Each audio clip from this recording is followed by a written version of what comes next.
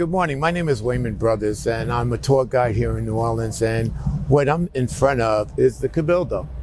The Cabildo is going to be the seat of government in both the French, the Spanish, and during the Civil War. This is where the Union soldiers occupied. There's a courthouse in there. Baton Rouge is destroyed, and this is the seat of government.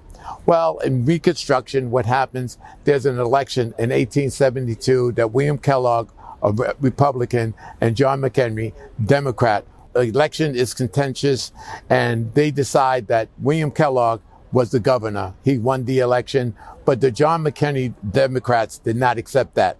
And what did they do? In 1873, they wanted to overturn the election and take the seat of government, and they attacked the Cabildo.